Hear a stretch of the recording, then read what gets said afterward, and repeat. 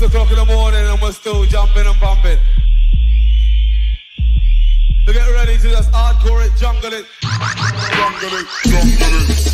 Hardcore it, jungle it. Jungle it. Hardcore it, jungle it. Jungle it. Hardcore it, jungle it. Jungle it. Nobody find us. Jungle it. Hardcore it, jungle it. Jungle it. Hardcore it, jungle it. Jungle it. Hardcore it, jungle it. Hardcore it, jungle it. 6 o'clock in the morning and we're still jumping and bumping. So get ready to just hardcore it, jungle it. Jungle it, jungle it. Hardcore it, jungle it. Jungle it. Hardcore it, jungle it. Jungle it. Hardcore it, jungle it. Jungle it. Nobody find us. Jungle it. Hardcore it, jungle it. Jungle it. Hardcore it, jungle it. Jungle it. Hardcore it, jungle it. Hardcore it, jungle it. 6 o'clock in the morning and we're still jumping and bumping. So get ready to just hardcore it, jungle it. Jungle it, jungle it. Hardcore it, jungle it. Jungle it. Hardcore it, jungle it. Jungle it. Hardcore it, jungle it. Jungle it. Nobody find us. Jungle it. Hardcore it, jungle it. Jungle it. Hardcore it, jungle it. Jungle it. Hardcore it, jungle it. Hardcore it, jungle it. 6 o'clock in the morning and we're still jumping and bumping. So get ready to just hardcore it, jungle it. Jungle it, jungle it. Hardcore it, jungle it. Jungle it. Hardcore it, jungle it. Jungle it. Hardcore it, jungle it. Jungle it. Nobody find us. Jungle it. Hardcore it, jungle it. Jungle it. Hardcore it, jungle it. Jungle it. Hardcore it, jungle it. Jungle it. Hardcore it, jungle it. Easy. Hope you're all doing good, and I hope you can actually hear me this time, because I think the last time I went live and was interviewing someone, didn't have my mic switched on. So there you go. I hope you guys had a wonderful Christmas and are enjoying the festive week. I should say apologies. I did try and do this a couple of weeks ago. Didn't happen. So now we're good. Howard, thank you. Appreciate that. Nice to know that you can hear me. So I just wanted to have a little bit of a Q&A chat just to try and talk about the compilation. A year's worth of work has gone into it. And I just wanted to talk a little bit about the backstory, you know, play some of the tracks, talk about why I chose some of them, and really overall, not just what each mix is about, but what the kind of compilation as a whole represents. Totally open for questions and anything you want to get involved related to the compilation or whatever. I'm open. It's open night tonight. So first of all, out to Terrace, good to see you, mate. Out to Barnsley, Andy, yes, mate. Jane, Steve, out to Dan, yes, mate. Hope you're doing good down in New Zealand. Out to Mr. Innercore, Mr. Moverley, Beth, and Stefano, Samantha. Hope you're good. So big up, guys. Johnny Wells, Mr. Teacups, Tim, yes, mate. Hope you're doing well. Belinda, Mark, Chaz, and Felton Drew. These guys have been in early. They've been there for half an hour now. So big up yourselves. So, Hardcore Junglist. Now, the first thing I'm going to explain, actually, is even though it is in the CD case, I saw a few people spend a little while trying to figure out how to open it. So if you're one of those people, there's no shame, because I did exactly the same. So basically, it's this kind of USB card, and with the dark side up, you kind of just pop that little bit there, whoop, and there you go. There's your USB stick. It's got 2 mixes on there, individual tracks, and a bunch of other stuff as well. I'm going to ask you guys some questions as well, because I'm keen to hear, you know, I think mainly I'd love to know, would you prefer mix 1 or mix 2? Let's see. All right, so how did this compilation come about? Oh, this seems a bit weird interviewing myself. I'm a little bit nervous, but a bit excited at the same time. But I'm a good talker, so I'm not worried about that. So, probably about a year ago, Chris Lunacy, big up yourself, mate, and all the team at Night Force for helping put this together. Without those guys, this definitely would not have happened. Chris initially approached me and said, "Do you want to do like a Night Force mix CD? You know, we'll stick it out in all of the records." And I thought that's a great honor. You know, Night Force has obviously been a label that's been around for a very, very long time and been one of the longest continuous running ones. Obviously, there was a little bit of a break. And I thought about this, and this was probably about a year and a half, 2 years since I had been playing a lot of the new hardcore and jungle that had been coming through. So my first thought was really, actually, you know, I love Night Force as a label, but what the show is all about is the show is about not only representing different styles and tempos, generally sort of 130 up to sort of 170, but it's about representing different artists and different labels, you know, whether they be new, whether they be established, whether they're in the UK or based wherever, it doesn't really matter to me. It was always about the music. So I had a few discussions with Chris and was like, well, look, actually what I'd like to do is I'd like to do a compilation that really represents the scene as a whole. That's what the show's about for me, you know, week in, week out, being able to play these new tracks that are coming out that are, you know, paying that kind of respects to that 90s era. And I want the compilation to be this as well. And he's like, this sounds amazing. Look, I've never done licensed stuff before because obviously through Night Force, he's got a phenomenal catalogue anyway. So we talked about this a little bit more and I came up with the concept of two mixes. It wasn't to kind of divide the scene or divide the genres, but what I wanted to do was really get my teeth stuck into the more kind of jungle influence stuff. And I'll talk a little bit more about mix one, the global junglist one. And then the second mix was representing more that hardcore sound, but the package in its entirety for me represents that kind of unity of those sounds. And before I talk about the mixes, I do want to kind of give my 2 pence worth on what this scene is about and what it means to me. Now, you know, as I kind of, you know what, I'm actually going to read this little bit of blurb. Oh, God, I've got all the lights out. I don't even know if I'm going to be able to read it. Here we go. Many of us look back at the 90s with fond memories of the raves we went to, the friends we made, and the music that set us free. This golden era was special for us all as we witnessed acid house grow into hardcore, hardcore into dark side and jungle and beyond. But was this time too short-lived? The scene and the music moved so fast that each style had little time to grow as the scene progressed at breakneck speed. I'd say the hardcore junglist movement has more to give. That, in summary, is how I feel about that music at that time, because it was, if you think about it, from 1991, you know, up to 94, there was a very rapid progression of style, evolution, and tempo, right? You know, 92 is a great example that on average they were around 130, 135 BPM. But by the time we got to end of it, it was definitely up to 155, 160. I mean, if you look at the Noise Factory EP at the end of 92, that was 176. That was mental fast, right? But if you think about all of those different pockets of styles from kind of, you know, bleep to the R&S, you know, kind of Euro techno, Belgian techno sound that went into the kind of sort of bleep, breakbeat hardcore, that then went into sort of more pianos. You know, a lot of hip hop was being sampled in, you know, throughout 92. And then as 93 came in, a lot of the more kind of darker sounds came in. So there was, you know, I never like to use the word split, but it branched out, right? And, you know, Tango, Ratty were doing that kind of more dark side. It's funny, like when I was going out and listening to it, me and my mates always called it haunted hardcore, but clearly we were the only ones that did that. You've got jungle techno, and then obviously the early signs of what then formed jungle and then formed drum and bass.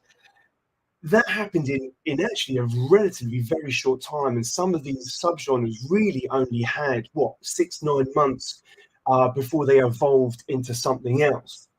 Now look, that's not a bad thing, it's not a good thing, it just is a thing, right? That's just what happened. Can't change it. Loved it, it was great, it flew. what is happening now and how I see this, and this isn't just the last couple of years, you know, there have been people doing it, you know, for a lot longer, you know, Vinyl Junkie, the Rave Breaks guys, you know, Tim Reaper's been doing this for 5-6 years, releasing stuff, you know, this is nothing new, but it's the momentum, the collective momentum is what we're seeing now that's happened over the last couple of years. What I see now is that, you know, people like Innercore and Ron Wells and Worldwide Epidemic are now able to explore jungle techno. And again, that's probably a bad example because there was a J-Tech movement before. But, you know, the dark side stuff, you know, the hardcore junglist hybrid, you know, people are able to explore that now in a bit more of a relaxed environment. And what I mean is, you know, it's not part of a train that is traveling hundreds of miles an hour. Now everyone can go, you know what, I really like that sound. I'm going to, and this is the really important part, I'm going to be inspired, not copy, I'm going to be inspired by that sound. And I'm going to take my influence, add to it, and I'm going to push it forward. Those are the three absolute key elements as to why this is working now, because it has been done, you know, others have tried to do it before, but the problem that I've seen is that people have just tried to copy that style, and the problem and emulate that style, and the problem is that that was then, right, and this is now. For a scene to grow, it has to collectively and ultimately move forward. And so whether you've got that kind of jungle sound that, you know, Deep Jungle are doing, that proper raw 94 95 stuff, whether you're Tim Reaper, who really is adding his own twist to it, you look at every different style that's now and the producers and DJs behind it, and it's all, hey Chris, it's all really making sense, and people are able to take ownership of that and kind of move forward. Anyway, moved on to a little bit of a mad rant on that one, but I think it's important, you know, from my perspective, you know, where the scene's at. We'll talk about the nights briefly because I've said a few times, and this is what I'm seeing that's really important now, because I do believe that there is a great community, a phenomenal community around these varied different styles in this new movement. And now the nights are coming out. They have been for about the last year, since, you know, last, you know, September a year ago when clubs started opening up, you know, whether it's a small club or whether it's big clubs like Nightclub, people like Foundation Series, Andy, the nights that Mantra and Double O, Rupture that have been going for 15 years. These are all super important nights because this actually gets people to hear this music out. And that is the key cherry on top of it, right? You know, we've all heard so much of this over, you know, many years, you know, through laptop speakers and headphones, but when you hear it and see it out, absolutely amazing. So quick few hellos. So out to Archie, out to Mr. Chris Loon, say hello mate, hope you are doing good. Out to Shawnee Wells, rough it, big up yourself. Out to Mark, out to what on earth? Distant Planet 2, yes, thank you. Just so you know, cold's starting to kick back in again now, so I am going to forget stuff. I'm more than welcome people to chuck stuff in the comments to help me remember stuff, but that is a really good one. Mark Bollard, out to the Wax On crew, of course. They've been, and again, they're an important part of this evolution because I'll be honest with you, right? For a number of years, my weekly show was just focusing on old stuff like 91 to 95. And I was playing a couple of bits, and I think it was the end of 2019 or 18, I can't remember exactly. I thought, you know what, there's a lot of great music that's been made this year. I'm going to do one show. And I was a bit worried because the audience, you guys that are listening, were only hearing old stuff. But the response was so great that the realization that there is new music that's being made in this style that is moving and continuing the story of hardcore and jungle, that I then decided that following year that I would then do it monthly. And actually, within 2 months, I realized that this isn't enough time because there's so much music, and went bi-weekly. But part of that is because you guys were listening to the show and really receptive toward it, which was really, you know, inspiring for me to be able to go, wow, this is amazing. It's not just me that loves it. There are other people as well. Big up to Neil Tricks, mate. Hope you're doing good, mate. Let's have a little catch up with you today. Hope you're doing good. Will I sign pants? Not yours, mate. I've still got some of yours in the back garden from, you know, that time. So, with that in mind, let's talk about this little puppy. So we talked about the conversation about, you know, how Chris and I kind of came about to the idea of this. So, you know, it was important, like I say, for me to be able to represent the different styles that were in there. And if I start on mix one, let me just, I've got actually, I've got a little track list here because I want to show you guys. I know some of you have already got this compilation already. Here we go. And actually, I can do better than that. Here we go. Cheers, brother. So, going through this, you know, it was, if you look at the different styles, you know, for me, this was kind of starting off in that more jungle techno influence, and then moving through the kind of varying styles of jungle and the tempos, you know, ultimately getting a little bit bigger.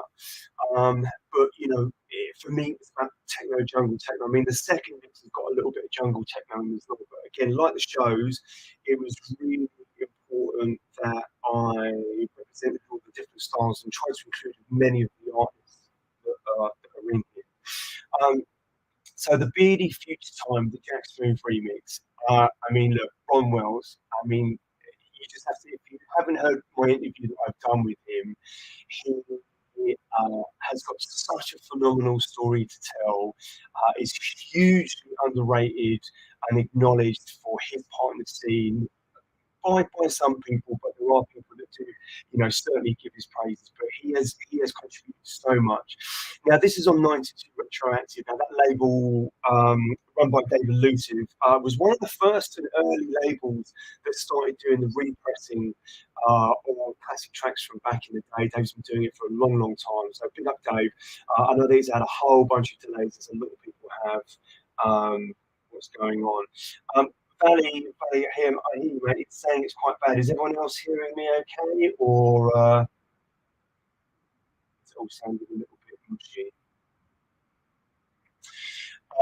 So this one actually hasn't come out yet, so for all the delays. But you know what? I'm actually going to play it because it is such a phenomenal tune. I know that some of you guys have heard it on there, but let's have a listen.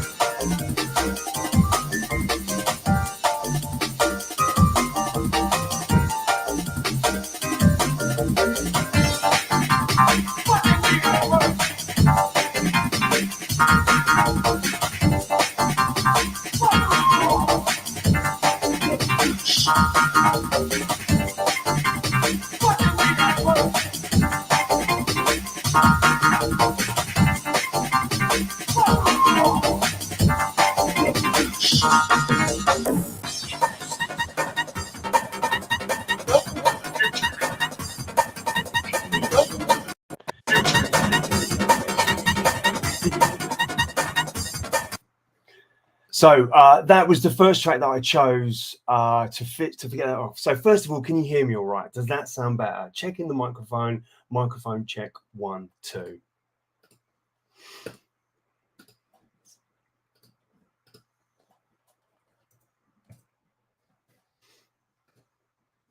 Yeah, good. All right, excellent.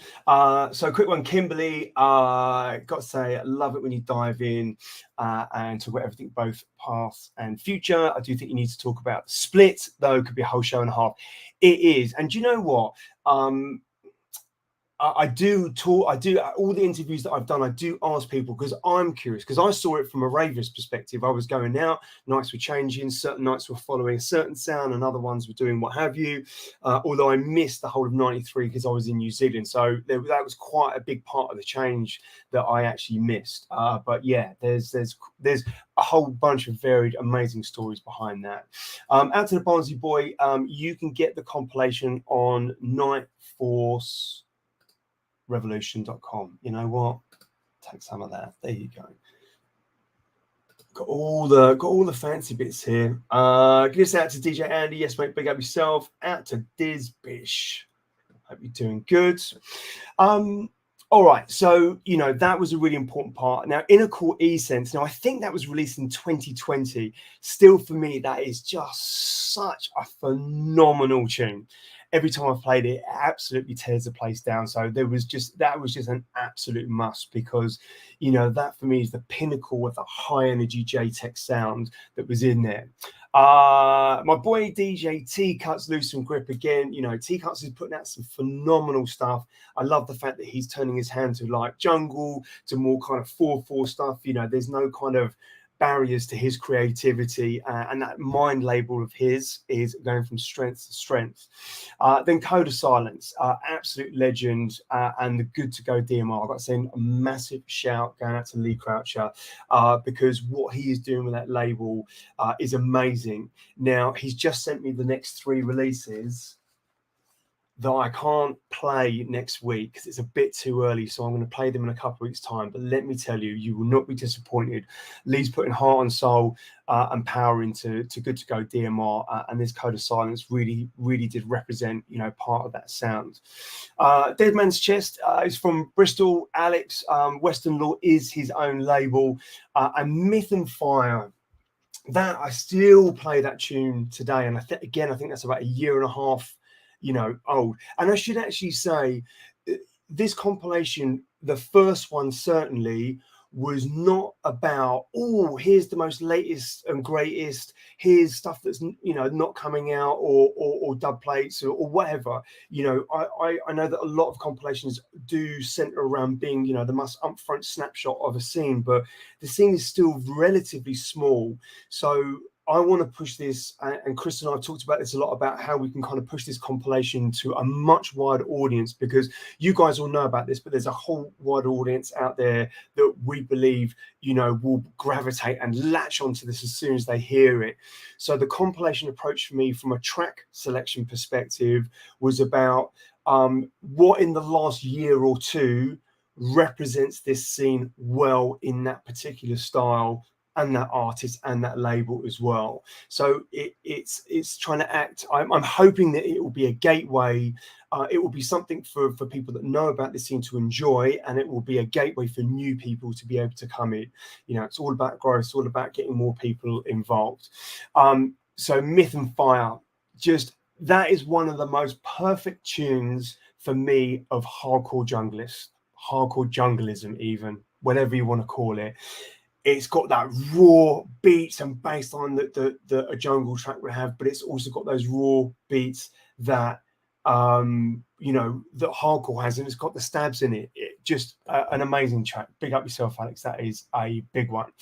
Devnal Pete, what a don. So he is US based, massive record collector, comes over here quite regularly, does an amazing radio show.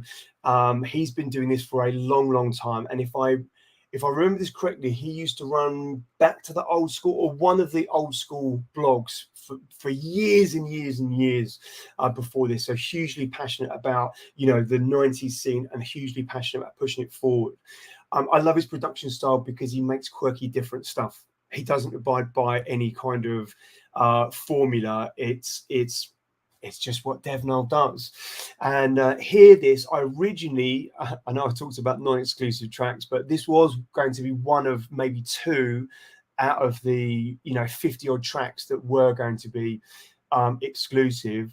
And in the time that we were signing it and taking it, guess what? Who snaps it up?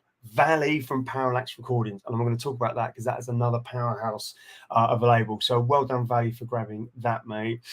DJ Scam, Sodium Pentothal. So these are San Fran based label Psycho Bummer. The artwork for this label is immense.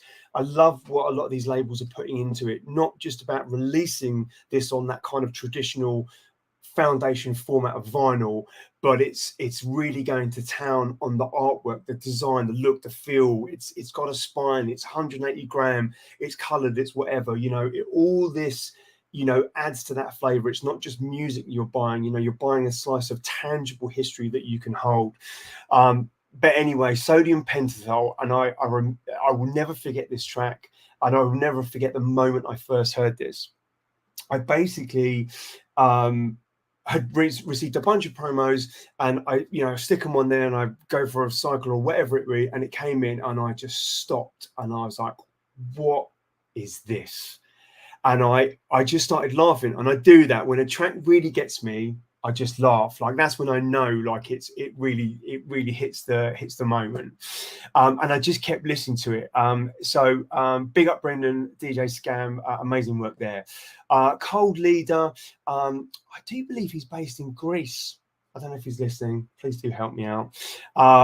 Again, he is making his very own take on kind of what I would see probably mainly around the sort of 94 jungle style, nice chunky beats. He's definitely carved his own sound. Like he's had 4 vinyl self-releases now, each with 3 or 4 tracks on them. And he's got his sound. Again, this is so important for a scene to grow, for each of these individual artists to have their sound. But as a collective, as in a community, you know, we're all heading in the right direction and all heading towards the same goal. DJ Cos and Karma Recordings, big up yourself, DJ Andy. I remember when Andy first told me that he was going to start a label, and there was a clear goal that they were going to get one of the legends from the scene, you know, Rap, Frost, Kenny Ken, whoever it was, to remix a track. And it's a collective of 3 guys that, again, have really kind of put everything into that label to really kind of create their type of sounds, and bring in some heavyweights as well to remix. So big up yourself, guys. Nicky Nuts, out to Nicky Nuts. This track, Only Love, was so out there. I'd never heard anything like it before. It was jungle. There's no denying it was jungle, but actually it really was something that really grabbed my attention. And again, I think this is quite old, this one. This is a couple of years old. But do check out Nicky Nuts on his Bandcamp. He's got a ton of stuff around there, and he really does push his own sound. Resound and the straight up breakbeat guys, love what these guys do. You know, especially this year, they've really kind of pulled out some phenomenal releases. And this Resound Hidden was just again a little bit something different, a really kind of sort of driving techno-y style bass line. The beats weren't really kind of like chaotic, but it was just it's a nice little kind of breather moment where, you know, you play that in the set and people just catch their breath for a couple of minutes before you catch back in again. FBD Project, of course, everyone knows who FBD Project are. Neil Tricks, who is part of FBD project. I should say I got to know Neil very well over the last 5 years because we ended up working at the same company, and music, which does in Down on Rain, Akai, M Audio, Elysis, etc. So we got on obviously very well straight away, and he was very impressed, of course, that I had some of his records. So when he sent me this 2022 edit, which I believe he did as like a dub plate for him when he played at Mantra and Double O's Night Rupture. So when he sent to me, I was like, look, dude, I want to stick this on there. Everybody loves the core, but this is a version of the core that people hadn't heard before. And so I do believe that that is also available to buy. So now everyone can have it. Just going to take a little. And then what have we got? So then Urban Shakedown, Burning Passion 94. Now, obviously, this did come out in 1994, but it wasn't released until this year, I believe, at the very beginning of the year, as a joint effort between Vinyl Fanatics Brent and Urban Shakedown. Before I talk about the track, I am going to take a quick diversion to talk about Brent. Brent, I've known for about 20 years, and all the Aqua Sky guys, although I don't really keep in touch with Kieran and Dave as much as I do with Brent.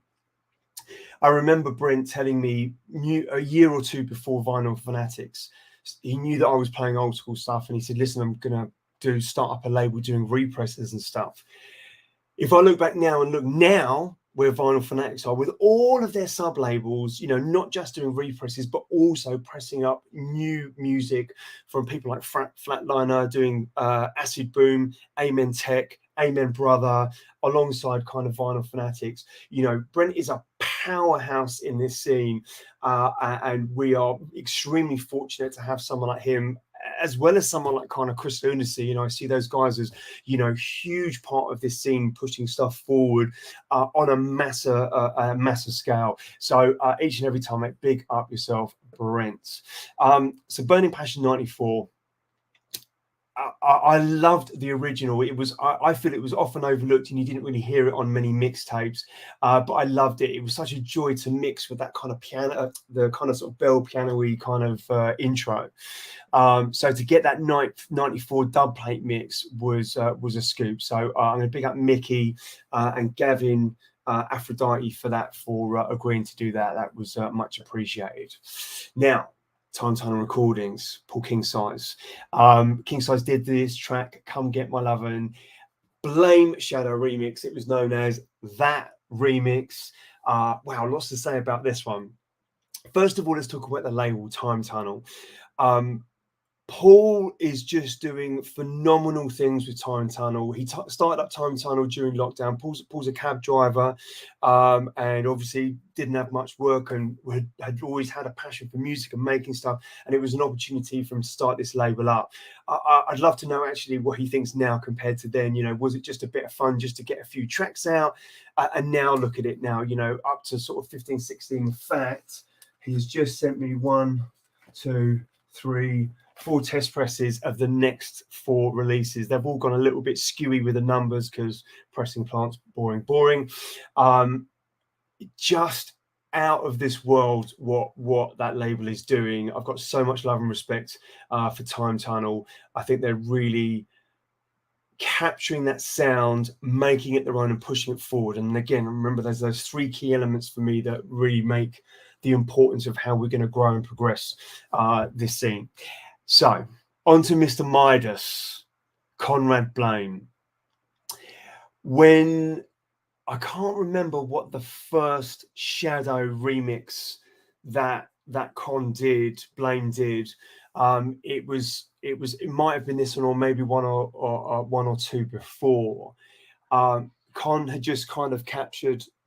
Psst, hey, stop it! 2 cats going mad in the background. Connor's captured in perfect entirety that essence and that vibe of that era, and just made it sound today. Like it sounds effortless, but I'm sure he put a lot of effort and love into it. And I love what Con does. He's fully supportive of the scene. He's making loads of videos. He's getting involved. It's starting to play out again now, which is very good news as well. And everything that guy has done has just turned to gold. So I've got to give massive respects going out to Con Blame. Again, a hugely integral part of this scene. And in fact, I'm going to give you a quote which he said to me. I'm sure he won't mind me saying this. We spoke, we haven't spoken for a while, but this was probably about a year ago. And he said to me, we were talking about this scene, right? And we were talking about how it's all going and the music and blah, blah, blah. And he said, you know what, Jay, this feels what it felt like in the early days of Shadow. There's that electricity in the end. You can just almost touch it. And I got mad goosebumps as I have again now. For someone like Blame, who was there at Shadow from very, very early doors and was an integral part for a long, long time within Shadow, for him to feel and say that about what's happening now, I mean, you know, absolute magic. Big up yourself, Archie. Yeah, Connor's just an amazing dude. Just super nice, super genuine, super talented. He is awesome. Out to TT. All right, TT. Hope you're doing good. Good to have you on board. Oh, and that's Chris. Chris has been working with Paul King-Sign since the mid-90s. Proper good dude indeed. What else we got? Pete Cannon, my boy. He always brings a smile to my face because Pete is just a ball and a cyclone of good vibes and energy. He's always just, you know, his if you've ever met him, he is basically like his music. Super fun, high energy, relentless. You know, he captures his personality in his music in everything he does.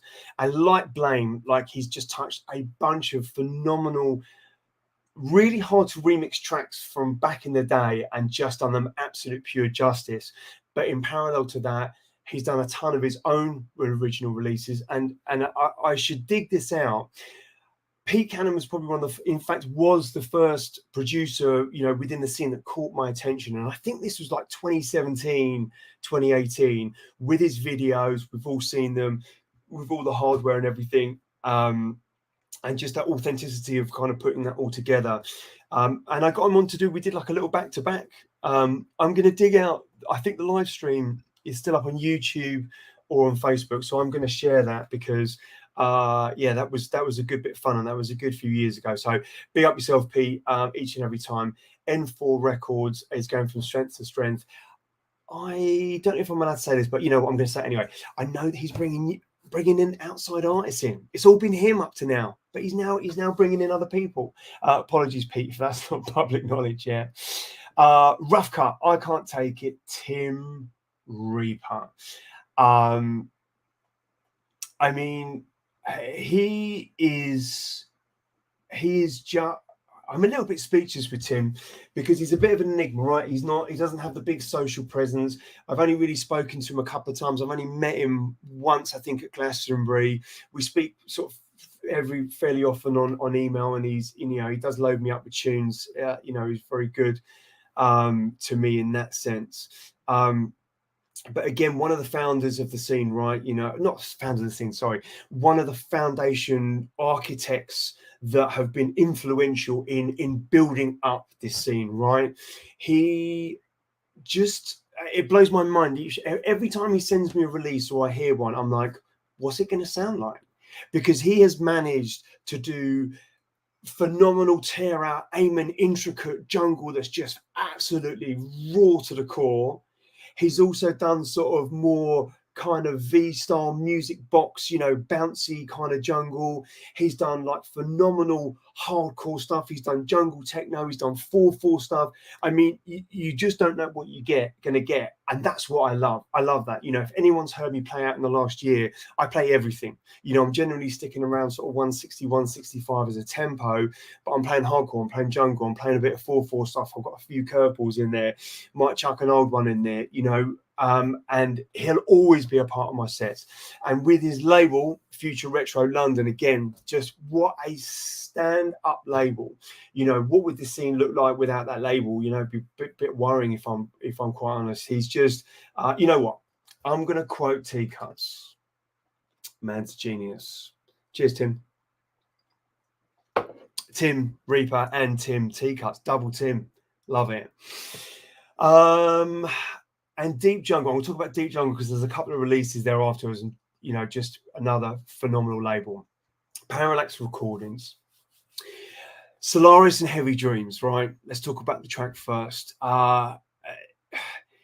Just for me, this was such an important track to include in this because it really did such a phenomenal job of capturing, and I'm going to mention this a lot because it's important to me, but Solaris did an amazing job in capturing that essence of that era and making it sound today. It was just such a phenomenal track that included in there.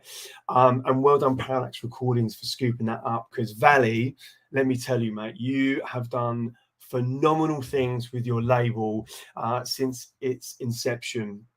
And I've talked a little bit before about that care and attention to detail when it comes to artwork and packaging, and Parallax is right up at the top. Valley, I think you're locked on. I do believe you do all the drawings, right? You do all the artwork and everything. I'm pretty sure that you do. But if you look at the Message from the Parazone, which was a huge project for Valley to take on, I think this was a couple of years for him to get it together. Just the music alone, you know, was such an amazing, I think, you know, they generally really capture that hardcore junglist sound. There's definitely bits that move either side of it, but it's just that's me, right? I love riding on that fence of hardcore and jungle, right? That's where my true passion is, you know, in this scene. That's what I love, enjoy playing out, and I love dipping a little bit off that way, dipping a little bit off that way. And Parallax have been consistent musically, but the artwork has just taken it just to that next level. If I'm honest, if the music was a bit subpar, I'd probably still buy the releases because they look so amazing. Valley, big up yourself. You've poured such, you know, your heart and soul and energy into that label, and it really comes out. We're all looking forward to Message from the Parazone #2. I'm sure you're working on it, but I'm sure it's going to take a while. I've got something new to play from them. From Parallax next Tuesday on my preview, my look ahead to 23 show. So Valley, big up yourself, mate. Out to UK tales. When I say hardcore, do I mean bands like Crombrag, Circle Jerks, Black Flag, etc.? I do not. I think you're thinking of like hardcore rock. I'm talking hardcore, breakbeat hardcore, which was UK centric in the early 90s. I think 90, 91 to like 94.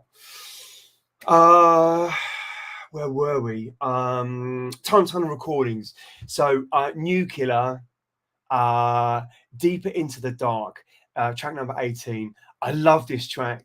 Again, I'm quite a quick mixer, as most of you will know if you've heard me play out, or I try not to on the radio, but I generally do. This is one of those tunes that I do let breathe because it's got a really kind of like phenomenal intro, but that dark side kind of bass line into it just is a phenomenal track. And again, a real feather in the cap for Time Tunnel. So big up yourself, Paul King Size, once again. Now, track 19, New Decade Reversion, the Pesce remix. Oh man, I tell you, when I first heard this, I talked this earlier about, and this is when I just start laughing uncontrollably, because when a track does that to me, then I know that is it. That is going to be in my sets for a long, long time.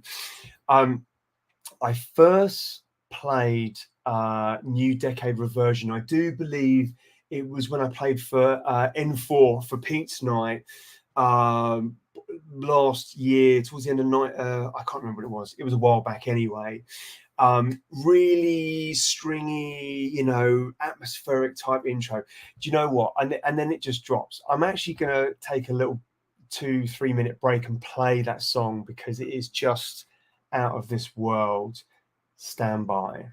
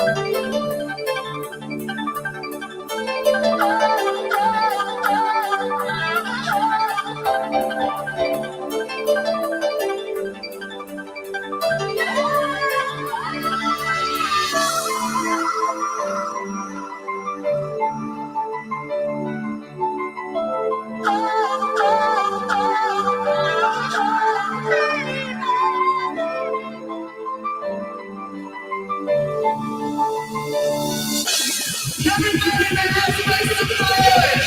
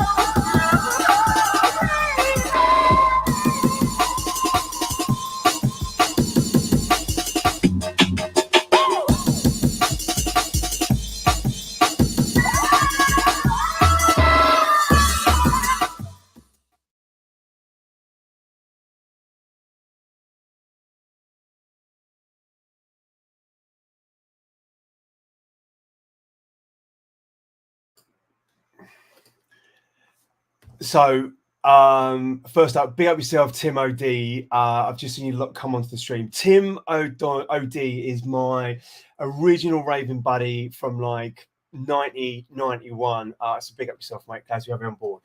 I'm going to highlight 2 comments. Make sure you can hear me. You can hear me, right? 2 comments. First one, Chris, Lunacy. Like it sits next to DJ Crystal and others of that era as it was always an anthem. 100%. You nailed it. Tell you who else nailed it. Valley. That Pesce remix is contender for Tune of the Year. Fact number 1. Has to be witnessed in the club, really. Fact number 2. Just when I played this at N4, it was these last tune I believe I played in it. Absolutely tore the place. I played like I think 10:30 to 11:30 or 11:30 to 12:30, and it literally turned the place upside down. So Pesce, welcome back. A very, very, very, very welcome return. He really did absolutely nail it on the head with that one. So good to have you back on the cards. So let's just have a quick whip through the rest of the playlist.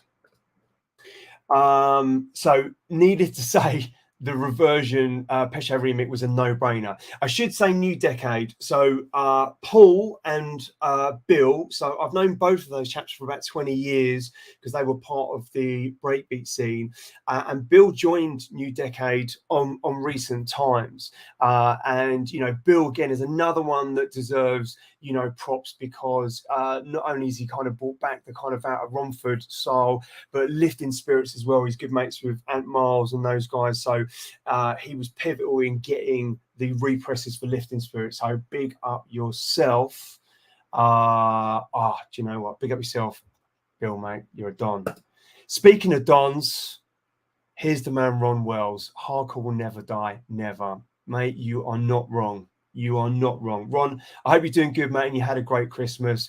We did have a little listening session with your Future Time remix for Beardy for 92 Retroactive, mate. So a pleasure to have you on board, mate. Hope you are doing good. So, Blame Sith. So this was a track that never came out back in the day.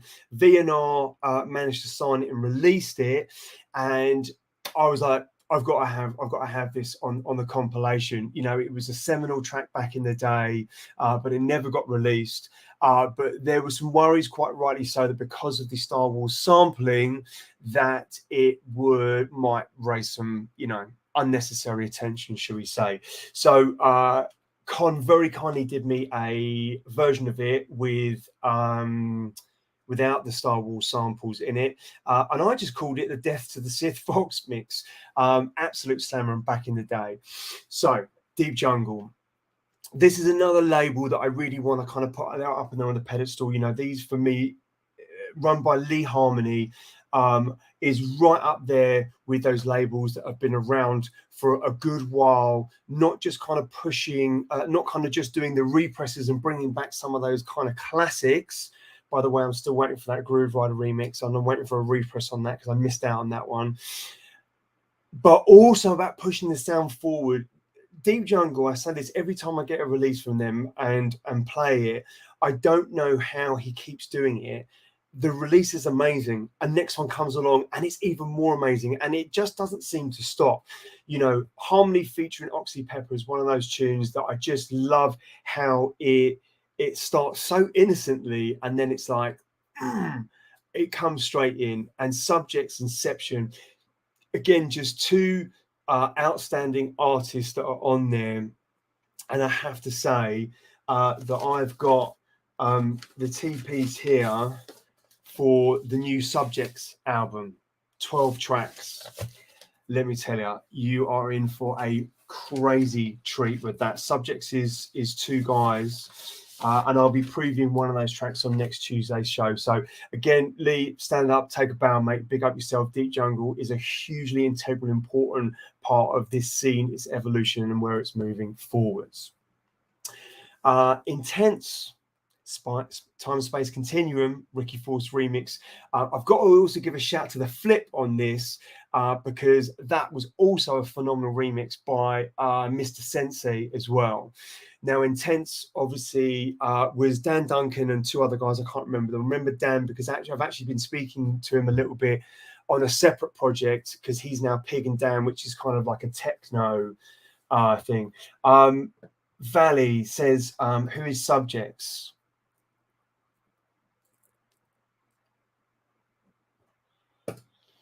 Okay, so lots to unpack on this one. So Intense are the same guys behind wow, it's totally gone. Durban Poison, Babylon Time Warp, there you go. And Space Time Continuum was a huge track back in '93, I do believe. And Ricky Force, this is where the mix starts off at about 155 BPM, goes up to about 160, 165, and the main chunk is around 165, and then the last couple of tracks go up to about 170. This Ricky Force remix is just like insane. The edits on this are out of this world, but one of the things that I really love is that if you have that kind of real raw beat sound that is just cascading over those just beautiful, simple synths and leads. You know, I just love that. You get that balance right. And Ricky'd really done that. Obviously, Space Time Continuum had some, you know, phenomenal musical elements to it. So he'd done a stand-up job with that. But Neil, yes, you're absolutely right. You know, Ricky edits are amazing. You've got to listen hard to it. They are those tracks that you do need to listen to several times because there is so much going on in here. But it does, you know, Ricky does keep his eye on the dance floor, right? You know, it's not just edits just for the sake of showing off. You know, they're there as a major skill that translates onto to the dance floor. That's what I know. I think you informed it's not Jane Maggots, so possibly Tim. Oh, we're going to send it out to Torchman. Yes, Darren, big up yourself, mate. Hope you're doing good. Played a track of yours a couple of nights ago. All right, in the dark. Hope you're doing good, mate. And then the last track on Mix One. Sorry, I know that I've been waffling on for ages. Raskemp, Hot Night, Modified Magic. Out to Jude. There hasn't been much from you, mate, this year, but from the releases that I've got, you know, this Hot Night, I believe like Raskemp is like, I don't know them, but I believe he's a kind of youngish lad.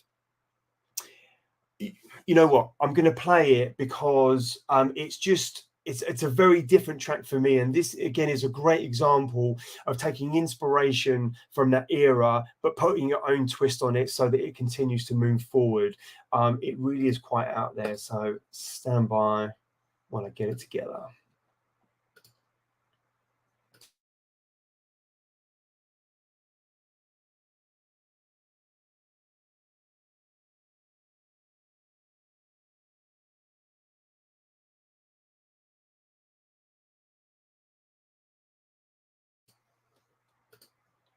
No, I won't because it's not on there.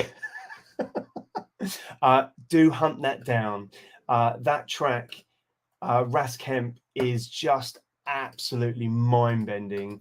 Well worth a listen to. Or you know what? You could just buy the compilation. It's the last one. Hot Night. Big tune. Yes.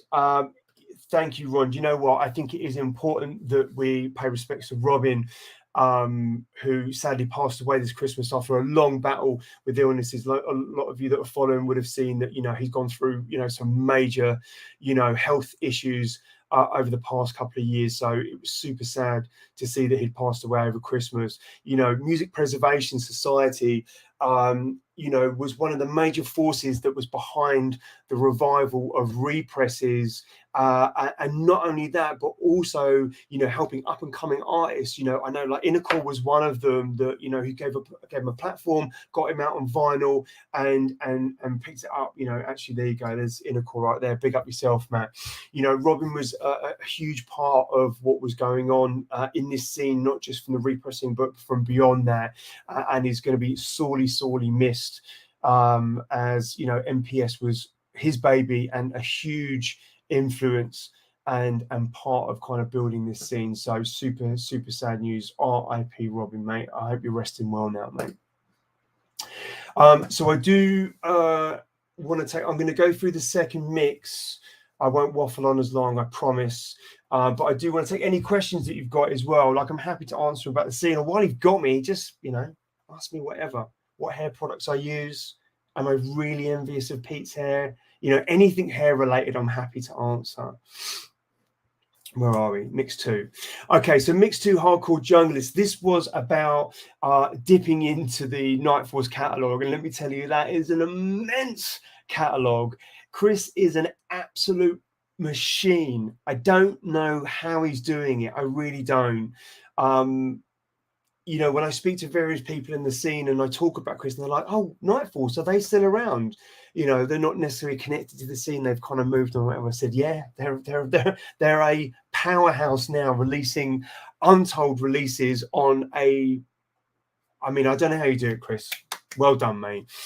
So this was a real treat to be able to dip into this kind of back catalogue for Nightforce and pull some of these out. Johnny, I'll Hurt You So, massive classic. Who's going to take that on? You'd have to be crazy, right? But Future Assassins did. Go on, Austin, and he did it justice. He absolutely smacked it out of the park. Isotonic, The Unknown. If I remember, big up Chris Paul, by the way. If I remember, The Unknown was kind of like a second track on the B-side. And when I played it, I was like, what is this? I was really bad at kind of the B-sides. I was always an A-side. Yeah, big tune. But as I've got older and more mature, I've definitely learned to kind of make sure I give all the tracks a good listen. And this Unknown one, phenomenal bass line, proper, got uplifting vibes, but it's probably the hardest thing I've ever heard Isotonic do. So big up Chris Paul, mate. That is absolutely amazing.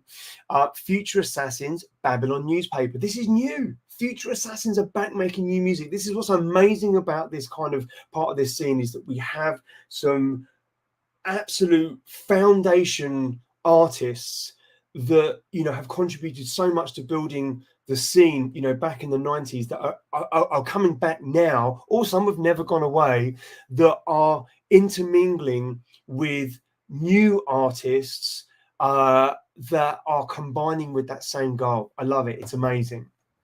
Asen, Thriller. So speaking of people making a comeback, Asen, who doesn't love a comeback?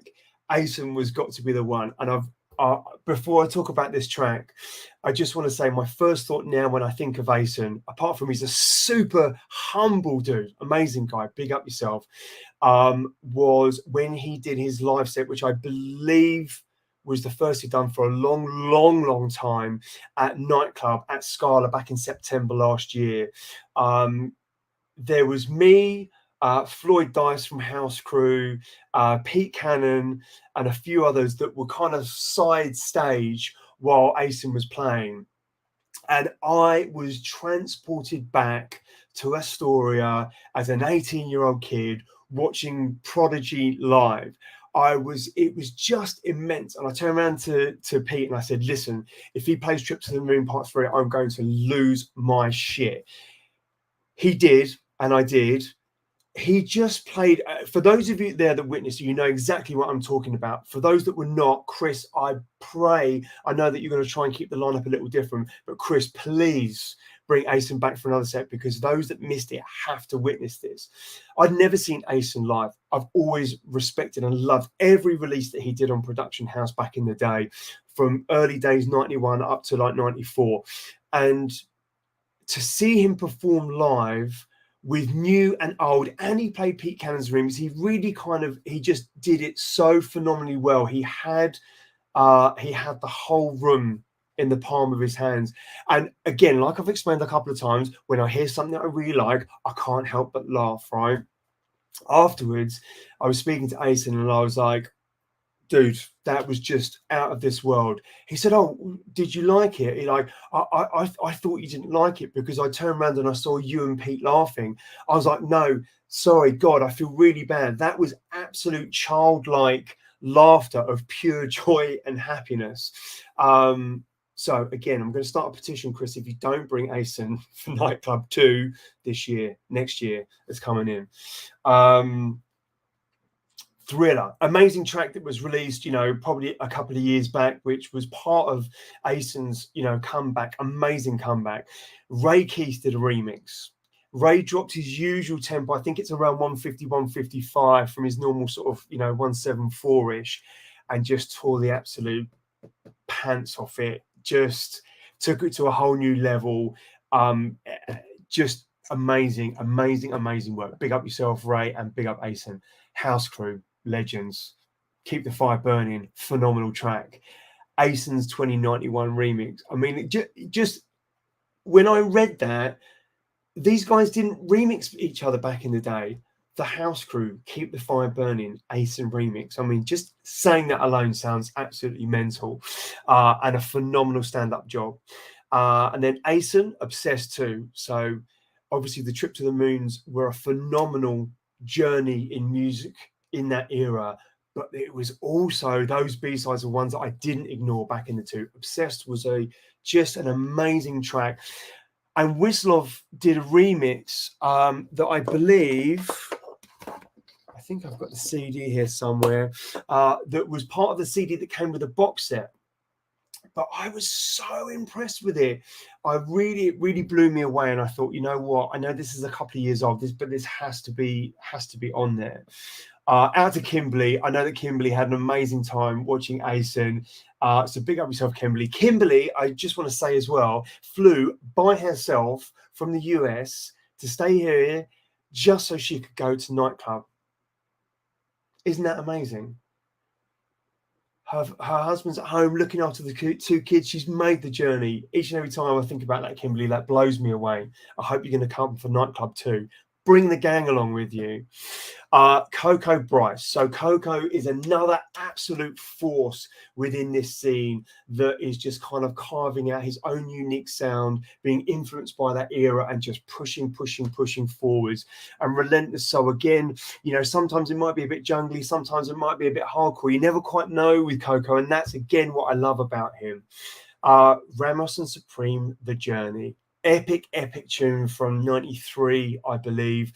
And Abyss just did a stand-up remix of that, updated the drums, kept that original Journey, excuse the puns, type vibe in there. So I think my cats are trying to get my attention to get out. I have to wait. Hyper Experience, again, another guy that has come back. I think it's due to Chris. Either way, I don't care. He's back. Hyper Experience, absolute Don. Who, by the way, has done, if you've heard it, I've played it out in most of my sets, has done a remix of Champion Sound, Q Project. Not sure if it's ever coming out, but it is quite possibly the most bonkers, amazing remix I've ever heard. But anyway, his Dat Coast, Coco Bryce, again, just worked his magic perfectly on that one. New Decade, State of Gold. This one, Cruelty, which is, as most people know, is an alias of Lunacy, did a phenomenal job on this. Really kept that essence in there, a lot of kind of emotion going on in there, but just a lot of raw beats and bass line. Ramos Supreme and the Sunset Regime featured Donna Grassi, Gotta Believe. Now, Matt, Inner Core, I've got to say to you, mate, well done for taking that on, because that is a big tune to remix. and you did it. You smashed it. Big up yourself, mate. That had to be on here. Worldwide Epidemic Citizens on Earth was the was Dan Silk down in New Zealand. Just again, Dan is really carving such a unique style on jungle techno, and who better to add a original foundation jungle techno flavor to it than get Ron Wells to remix it. Cracking tune. And to be bells on the way, Tim Reap on the remix. I mean, Tim just did his magic. I love what he did with that. Really kind of took control of that and was well worth adding and just had to have it on there. A Thief, a Terrorist, and a Lunatic, Laughter. This track made me laugh because it had laughing in it, and it was also just a bit bonkers. I like stuff that's a little bit out there and a little bit weird and a little bit odd, and made my head nod. So that's in there. DJ Stefano, Stella. One of my top 5 from this year, and it's not even come out. It's coming out next year. I've just got some remixes for it as well. I'm not going to say by who, but oh my God. The original of this, every time I've played it, has gone absolutely down a storm and has turned the place upside down. That is going to be in my sets for the next year, easily. Stefano, big up yourself, mate. Such a phenomenal track. DJ Infinity and Back to Basics, Return to Paradise. I'm not sure if this came out back in the day or if this was just repressed, but again, that kind of lifting spirits lick to it was just, a real kind of essential part of kind of lifting that track to the next level. Alex Jungle, this was new track Lonely Star. Again, Alex has done a load of tracks for Nightforce. I don't believe they've got pressed. All of them have got pressed yet to come out, but another phenomenal producer, just really doing some magical kind of jungle influence tracks. So keep your eye on him. Baraka, which I only found out was Nookie probably when I got sent the release. Well, it was probably a while back now, but I was also surprised to find recently, and again this is all through Chris Lunacy, that Nookie was part of Pennywise, or was part, or engineered it, or was part of it. It was not credited on Discogs as far as I can see. But anyway, I digress. Nutty Bass was a batty tune to start with, and Hyper Experience just kind of took it that whole new level. So that is well worth checking out. NRG Helpless, Champion Sound. This remix just really captures that kind of Tom and Jerry fun soul type approach to jungle, but really made today. Just loved it. Just really magic what Champion Sound have done to that. So caps off to that one. Sublove, Vexation. I love a batty tune. I love a tune that just goes out there and just goes absolutely bonkers. If you've not heard Sublove Vexation, you absolutely have to hear it. It's a bit all over the place. It's mental. It's got drops. It's got breaks. It's got sections. There's kind of weird kind of singing bits in it. When I say it, it shouldn't make sense, but it's just a phenomenal track. And every time I've played it, it's absolutely done the damage as well. Track 21, Ray Keith Terrace, the unreleased mix. So I'm assuming this was a dub mix that Ray had back in the day. So it just kind of updated the drums, and it was a little bit of a more of a mixable intro in there, but it's still got all that essence that original has as well. DJ Silo, Darkish, massive tune. You got to be mad to take it on, right? Who'd be mad enough to take it on? Or Pete Cannon. I should say Abyss has done a remix of it and done a fantastic job with that as well. Pete's done what Pete does with it, just injects a whole load of fun and craziness in there. Was proper pleased with how that came out. Good job. And then another Pete Cannon remix, Asen, The Life and Crimes of a Roughneck. Again, one of those seminal B-sides to the Trip to the Moon series on Production House. Life and Crimes of a Roughneck was an amazing tune. Pete Cannon, again, this is one of those moments where I listen to it and I just start laughing, and I just got to listen to it again and again. I can't believe he did what he did. He pours so much amazing creativity into what goes into his remixes, adds his own little elements into it. You know, there's such a lot of kind of pure passion and heart that goes into it. So big up yourself, Pete. And then Lunacy, my angel. Chris gave me this, thankfully, before it came out. Actually, Chris, I'm not sure if it is actually even out yet. Hyperon Experience has done a remix, and my God, it is insane, hauntingly mental. And I played it, I think, as my last track down in Bristol. And it was the only time I'd seen people go crazy dancing with a scared look on their face at the same time. Chris is saying it won't be out till late spring. So I've got a lot of night stuff still to play that is not coming out. All right, so look, I'm going to do some questions. If you've got any questions, you might have already asked some, but if you wouldn't mind just typing them again, so I've got them at the bottom. Where are we? Let's go back. 1, 2. There we go. Stick that up there. So Hardcore Junglist now, volume 1. So the important part of that is that there is going to be a volume 2.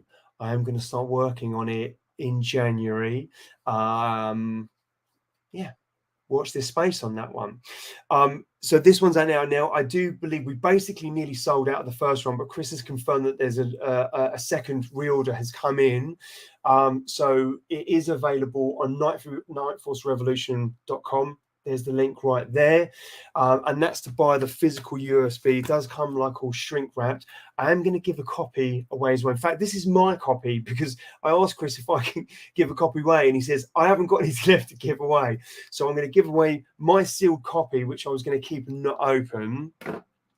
But let me just go a little bit full screen so we can see what's going on. Big up Bonzi boy. Thank you very much, mate. I appreciate the support. So it's kind of this gatefold CD. So let's get that a bit right. So it opens out. So there's a little blurb. Love a little picture of me on the inside there. You've got both the track lists. So you get to read in full detail, you know, what's on there, artist labelers we've just gone through.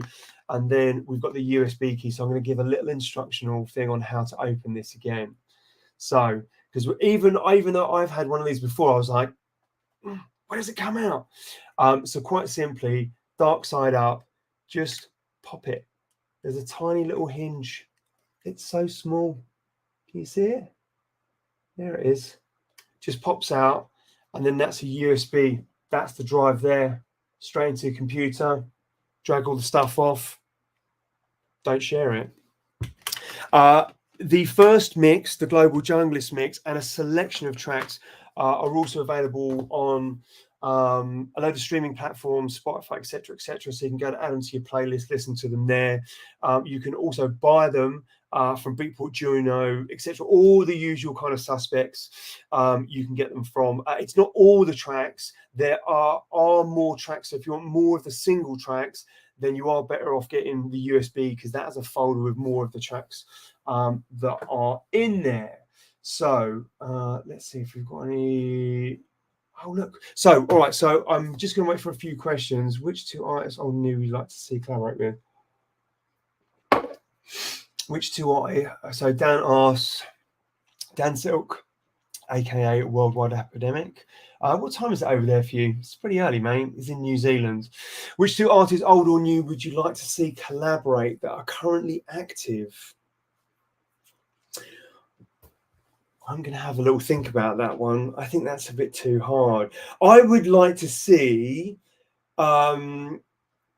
someone like Tim Reaper working with someone like Blame or Pesce, someone like that. So you've got that kind of foundation artist and the new guard, and get them to come up with a 4-track EP and give them a challenge of 4 different styles and see what they come up with. Oh, it's 11:15, Dan. Mate, you've been up for hours. This is the beauty about doing these live streams late, right?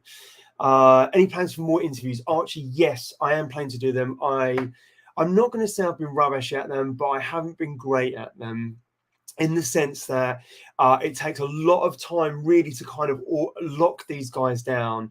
I have been speaking to 3 of my heroes who have all agreed to do it, but locking them down is another thing. They are Shut Up and Dance. It was going to be a year ago, managed to kind of lock them down, and then one of them went to Africa for 3 months. Top buzz. So speaking to Jason and to Pat, so I'm hoping that we'll be able to pull that off soon. This one I'm super excited about because he doesn't do interviews. He's provisionally agreed it. It's just about locking it down. DJ Ratty. Now, DJ Ratty, as I've explained before, is quite possibly one of the most influential DJs for me as a DJ. And probably that little clip that I shared yesterday from the show, Chopping, that's Ratty all over. And I'll always go back to this one mix. DJ Ratty, MC Robbie D, Red October. I do believe it was part 2, 1992. It was known as the green tape. For obvious reasons, it was green. But I've actually put the mix up on my Mixcloud. So just search for Jay Cunning on Mixcloud. It's in like one of my Cunning Selects playlists. Hands down, it's one of the best sets from 92. The mixing selection, the cutting, the chopping, the storytelling, the A, the B, just how it all works was just out of this world. Go check it out if you have to. Yes, so I would love to do it. Mark Bollard, yes, Mark. Wax On crew in the house. Out to Flinty. Jay, where do you see events going? We try to incorporate old and new at Wax On, but other events need to do that to grow this new resurgence. And Ratty is a must. Yeah, you know that, mate. So this is a very important point to talk about, Mark, because actually getting this music into more clubs is super important to start laying some real foundations. I'm definitely not worried about the music. The music is just there. Like it's coming. You know, I'm very fortunate to be able to get like a lot of this music. I'm not saying I'm going to get all of it, but that is definitely not a worry. You know, the quality is there. The different styles are there. The consistency is there. The established new artists are all there. That's the labels are there. That's definitely not the problem. We need to get into more clubs. There are conversations that are going on behind the scenes with myself, Bunter, and Vinyl Junkie. But if you are a promoter and you listen to this, give me a shout because we've got some exciting things coming up for 23. In essence, trying to look at doing like just a tour of the UK and beyond. You know, even if it's 100 to 100 capacity club, it is integral and so important that we as a community, however we sit in this, to be able to hear this stuff in clubs.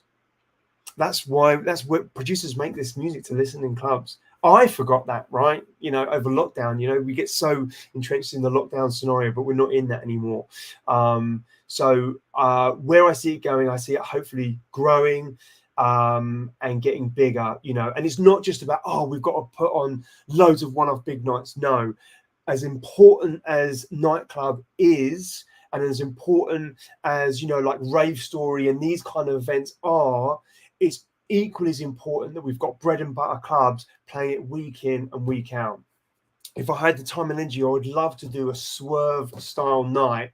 Wednesday night, everyone comes down, we get to play all the dubs and new tunes and stuff. How great would that be? If there's any promoters out there that are up for doing something like that, give me a shout. Torchman, did I ever see you play when you were young? You know what, I didn't, mate, but I did used to go to a lot of events at Astoria, and I know that you used to be a resident, so I'd be very surprised if you didn't play at one of the events that you were there. I've lived in the Astoria like late 91, 92. It was in there all the time. Do you play Germany in 2023? I'd love to play in Germany. I'd love to play anywhere. The last time I played in Germany, I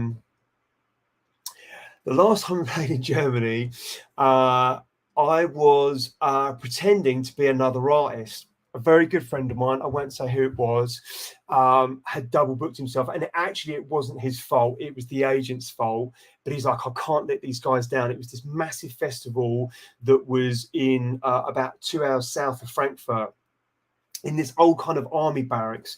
It was absolutely bonkers. And the main stage was like, you know, Tiesto and those guys. And I was playing breakbeat at the time and like carrying a big bag of records around. That's an important part of the story.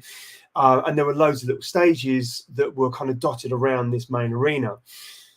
So we got in there, and this is even before like wheelie trolleys, but even then it wouldn't have made much of a difference anyway. He said, "You're playing up there," and there was literally this mountain. It must have been half, if not three quarters of a football pitch high, that was at about that steep. And he's like, "Right, we're going up there." And I'll let you see my little cat in the background, as long as he's not going to start chewing my records. So climbed up there, mud, everything, you know, thankfully it wasn't raining, so it wasn't slippery. Got all the way to the top, and he's like, no, we're not playing on this stage. You're on the next one.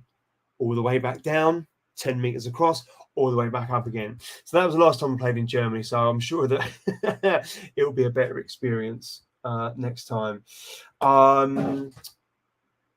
Terrace, pick up yourself, mate. Will you be making any tunes yourself?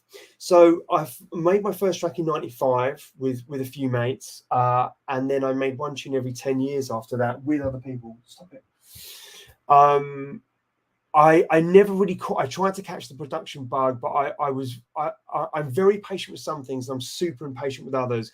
And producing by myself, I was very impatient. I got very frustrated very quickly.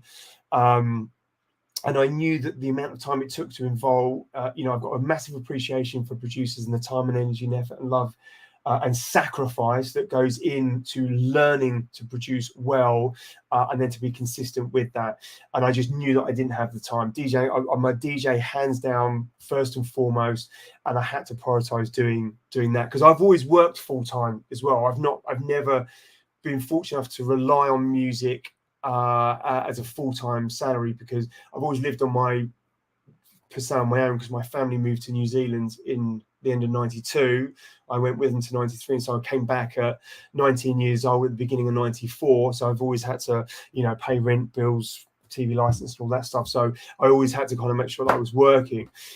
Very long-winded answer. Sorry, I'm waffling a lot. So my point there is that I've started collecting a few sample packs over the last couple of years because I'm starting to come around the idea that I am excited by the idea. And I think even more so, I think this scene is what has brought it out is that I have got a lot of ideas. You know, I do know what works well, what have you in clubs, and I've got some ideas. So I was actually talking to my partner about this today saying, do you know what?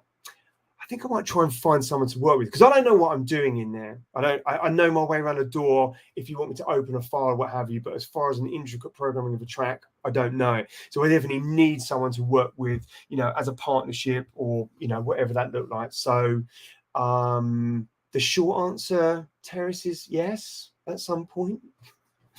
Are you playing any big festivals in 2023? No, I can. Yes, of course you can. I am, but I can't announce them just yet. But I tell you what I can do. Where I am playing. Sorry, I've just got this rubbish cold coming back. So let's go here. I've got a gig on the third. The ones that are confirmed so far is on the. And if you go to my wearehardcore.uk page and click on gigs, you'll list them all there.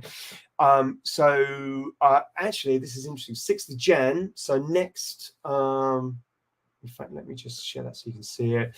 You probably can't read that actually. So 6th of Jan, I'm actually going to be on Uncle Doug's show, talking about, you know, about this style and this scene and the music and playing some records. So that's next Friday. 3rd of March, I'm playing at the Vinyl Touch. And these guys I used to play for years ago at Rhythm Factory in Whitechapel. So I'm playing with them and I'm really looking forward to that. That's in Aldgate in East London, or the city rather. And I'm also playing with Billy Bunter and Aquasky. So I'm super looking forward to that 3rd of March gig. 1st of April, I'm playing 14 Years of Jungle Syndicate. And that is going to be an immense night. That is it's a phenomenal size lineup. So again, I've put links and whatnot here so you can go and check it out. Uni in the Sun. So again, spending some time with Bunter, 7 days with Bunter. That's going to be an interesting time, that one.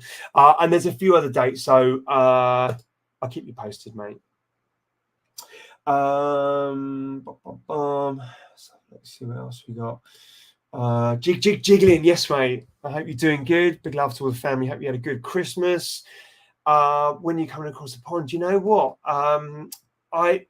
I've been offered to do US tours probably 2, maybe 3 times throughout my career. But the problem is I've always had to, it's always been 3 to 4 weeks to do it.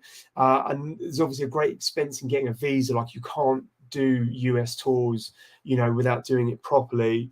And I've just never been able to take the time off. I've done a couple of, I played in New York in 2004, 2003. It's probably the last time I played in the US, to be honest. I think it might have been the only time I played there. I'd love to, mate. I'd love to, but I know there's involvement in getting that together. What else we got? Calling the Hardcore. Yeah, you know what? I didn't mention those guys. I've got to give those massive props. Calling the Hardcore are doing a great job of showcasing, you know, nights where they're getting proper underground artists that were there back in the day and new talent in there as well. You know, it's not just about, you know, getting the obvious guys in there. It's digging deep. I know Ron has played there, Ratty has played there, and many others over the years. These guys play out to Sam and all the Rave Radio Records guys, Try Unity. And they're starting to intricately put in some of the new stuff, so that when I played for them last a few months back, I played a new set which is really good. So we'll watch this space for Calling the Hardcore late this year. Has some banging nights at Story and H1. Let's have a look.